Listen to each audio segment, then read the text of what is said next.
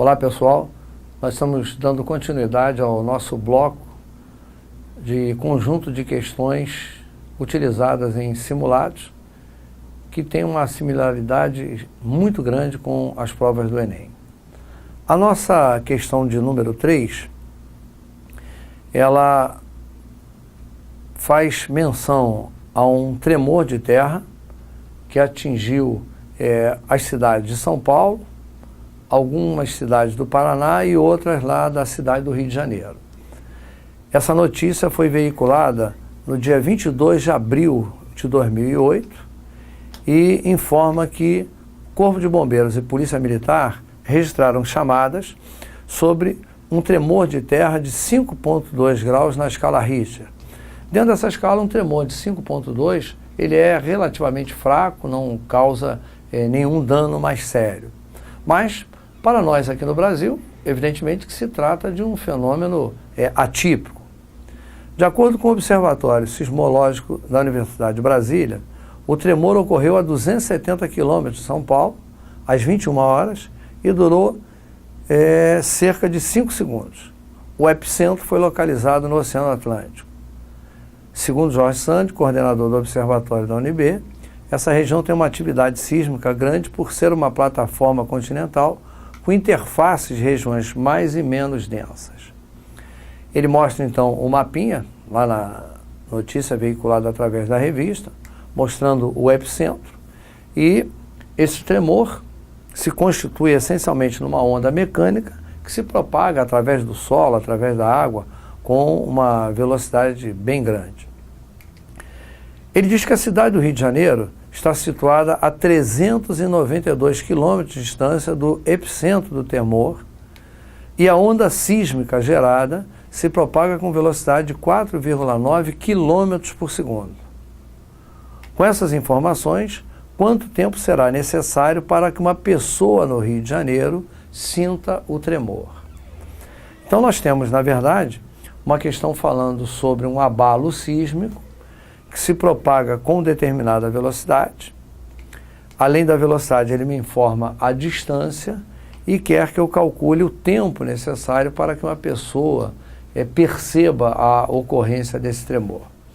Nós estamos, então, diante de uma questão do campo da mecânica, lá no estudo dos movimentos, onde a velocidade da onda, vamos retomar lá para pegar o valor exato, 4,9 km por segundo. Então, velocidade da onda, 4,9 km por segundo.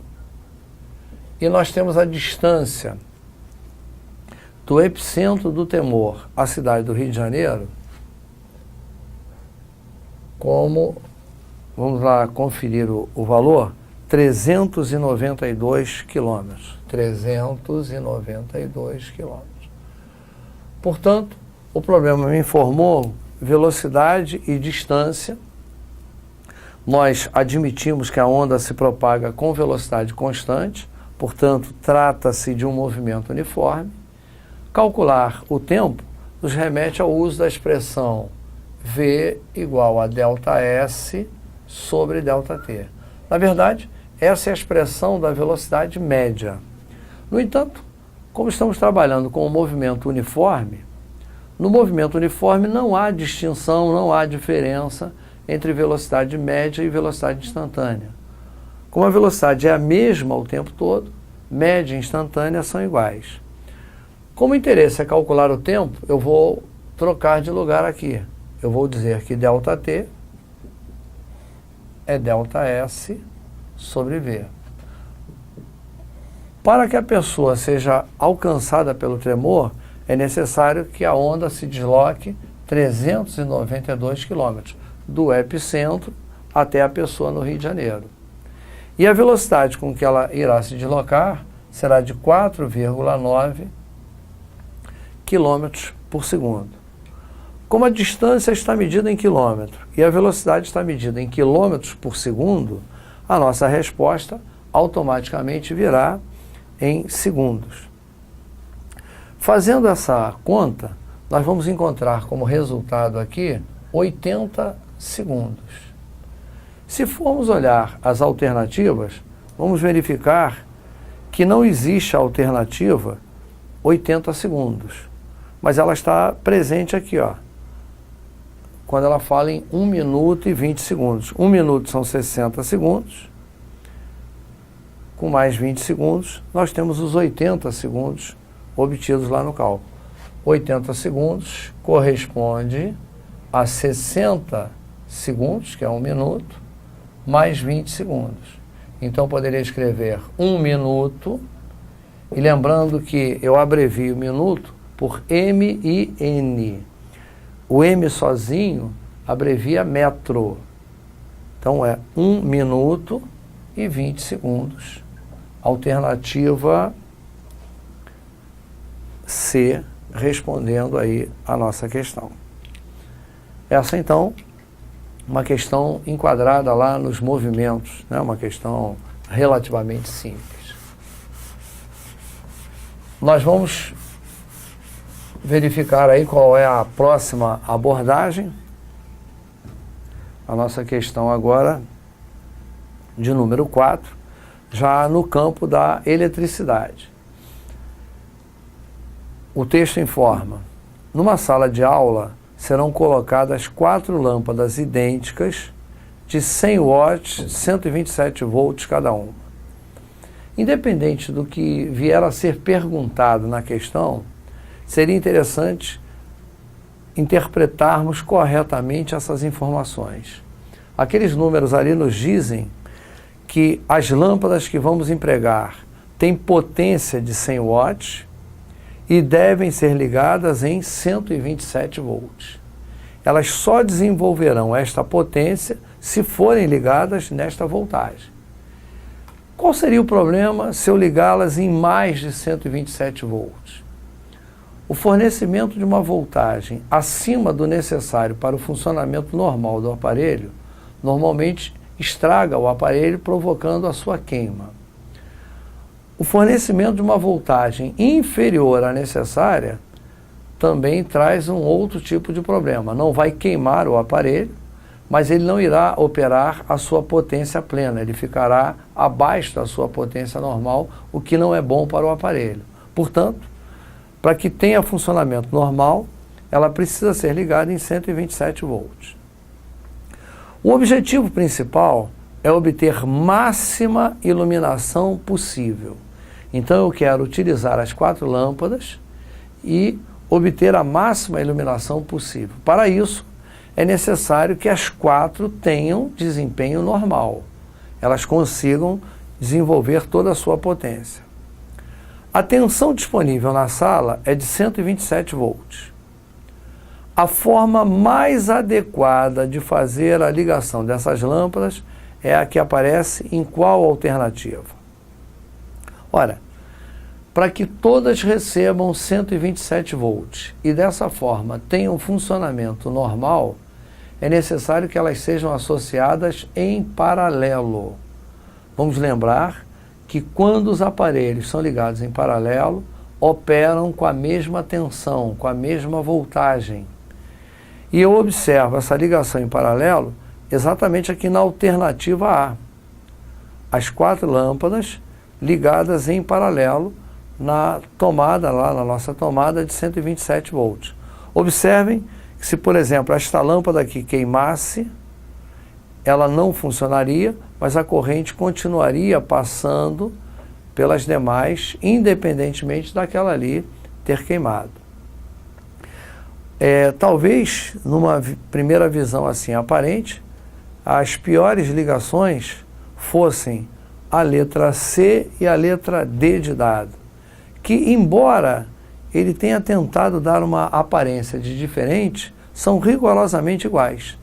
Tanto na opção C quanto na opção D, as lâmpadas aparecem ligadas uma em seguida da outra, isto é, elas estão associadas em série, seja as 4 juntinhas, sejam um pouco mais espalhadas, ali eu tenho ligação em série.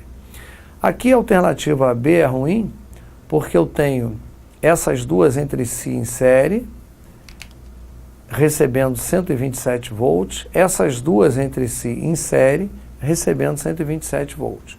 Qual é o problema delas estarem ligadas em série? Quando eu ligo equipamentos em série, a voltagem que chega até eles se divide entre os mesmos.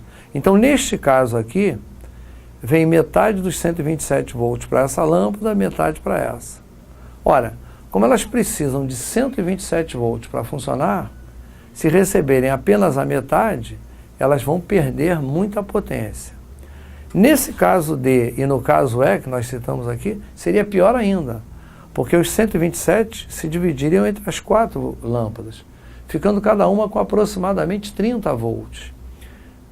Se elas precisam de 127 e recebem apenas 30 volts, vão perder muito brilho, muita potência. Então não há dúvida, a alternativa que responde adequadamente à questão é a letra A. Repetindo, aparelhos associados em paralelo operam com a mesma voltagem. Aparelhos associados em série são percorridos pela mesma corrente elétrica. A corrente elétrica é uma só, ela tem apenas um caminho para fazer. Na ligação em paralelo, se um aparelho para de funcionar, os demais continuam funcionando normalmente, não alteram nada. Não aumentam de brilho, não aumentam de potência, não perdem brilho, não perdem potência, continuam absolutamente normal. Na ligação em série, se qualquer um parar, digamos, essa lâmpada aqui queima, tanto as que estão antes quanto as que estão depois param imediatamente de funcionar, porque o circuito abre, não tem mais como a corrente ficar circulando. Portanto, respondida a nossa questão, lá na alternativa A. A questão de número 5 se assemelha à questão que acabamos de resolver, a de número 3, sobre movimentos, mas com um complicadorzinho a mais. Por isso ser bastante interessante fazermos essa questão. Observem que o enunciado nos diz assim: uma pessoa correndo ultrapassa um trem com 150 metros de comprimento que se move vagarosamente no mesmo sentido. A velocidade da pessoa é constante e seu valor corresponde ao dobro do valor da velocidade do trem. Desde que iniciou até que concluiu a ultrapassagem, a distância realmente, olha aqui, ó, a distância realmente percorrida por essa pessoa foi de quanto? Bem, nós vamos, utilizando lá o nosso quadro, representarmos de uma forma simplificada, digamos, o trem. Esse trem, segundo o enunciado, tem comprimento de 150 metros e se move com velocidade que vamos chamar de V. O comprimento do trem, 150 metros. Aqui ao lado, digamos, está a pessoa no momento em que ela inicia a ultrapassagem. Ela se move no mesmo sentido do trem e apresenta a velocidade que vamos chamar de 2V. Uma vez que o enunciado, eu retorno lá, ó, nos disse que a velocidade da pessoa é constante e seu valor corresponde ao dobro da velocidade do trem. Então, eu chamei a velocidade do trem de V, chamei a velocidade da pessoa de 2V. Como eu quero saber a distância real que a pessoa percorreu para ultrapassar o trem, eu preciso considerar que se trata de movimento uniforme. O problema diz que temos velocidade constante. No movimento uniforme, a distância percorrida, o deslocamento, nós calculamos fazendo o produto velocidade, tempo. No caso, para calcular o deslocamento do trem, eu faria a velocidade do trem, que é V, vezes o tempo. Para calcular o deslocamento realizado pela pessoa, eu tenho que fazer a sua velocidade, que é 2V, multiplicada pelo tempo de ultrapassagem. Então aqui eu vou colocar 2V, que é a velocidade da pessoa, multiplicada pelo tempo. Como eu não disponho dessas informações, nem qual é a velocidade da pessoa e nem qual é o tempo que dura essa ultrapassagem, eu ali estou sem como avançar na solução do problema. Mas vou utilizar aqui o seguinte recurso. Se a pessoa e o trem se movem no mesmo sentido e a pessoa é mais veloz que o trem, eu vou trabalhar com a velocidade da pessoa em relação ao trem. Qual seria a velocidade da pessoa em relação ao trem? Essa velocidade, ela é obtida pela diferença das velocidades em questão. Eu vou pedir que você tenha um pouquinho de compreensão, um pouquinho de abstração e imagine uma situação em que eu e você estamos lado a lado.